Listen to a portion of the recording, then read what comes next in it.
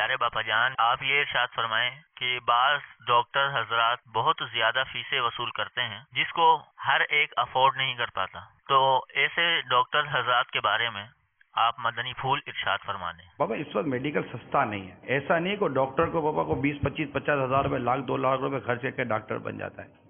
اس کے والدین نے اس کے اوپر لاکھوں روپے خرچ کیے ہوئے ہوتے ہیں، دعوتوں میں تو جاتے نہیں ہے یہ جب میڈیکل پڑھ رہے ہوتے ہیں۔ ان کی میڈیکل والوں اسٹوڈنٹ کی میں نے بھی حالتیں دیکھی ہے بابا، ایسے ان کو کسی چیز کا ہوش نہیں ہوتا، اتنی قربانیاں دے کر لاکھوں روپے خرچ کر کے پھر اگر کہیں لندن اور ادھر ادھر سے ہو کر یہ کوئی 2-4 ڈگریوں کے نام پر کوئی چیزیں لے کر آ گئے تو اتنا خرچ کیا ہے، اور آپ جس طرح کہتے تو یہ خرچ وصول کی طرف سے کرے گا اس کا، یعنی بابا اس کا پیٹ کریں گے نہیں، حرام حلال کی بات میں آپ سے نہیں کر رہا، مگر اس کا پیٹ نہیں ہے کیا؟ اس کے بیوی بچے نہیں ہیں کیا؟ یہ نہیں چاہے گا کہ میں بھی تھوڑا سا رکھ رکھاؤ کے ساتھ رہوں؟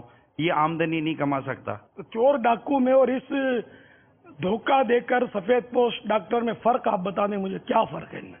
آج کیا یہ اتنے مطلب بچے جو آپریشن سے آ رہے ہیں، یار ہم نے کبھی نام نہیں سنا تھا آپریشن کا بچپن میں۔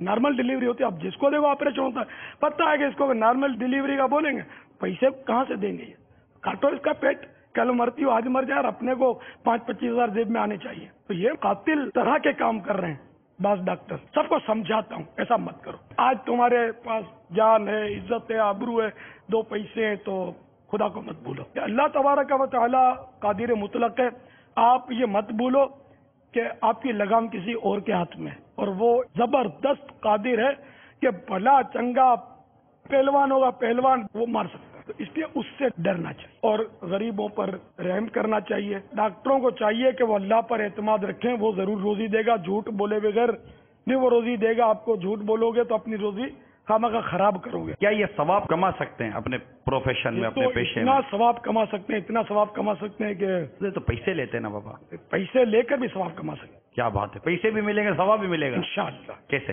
پیسے میں اس لیے لے رہا ہوں کہ اپنے آپ کو ہاتھ پھیلانے سے بچاؤں۔ میں پیسے اس لیے لے رہا ہوں کہ اپنے بال بچوں کی میں خدمت کروں۔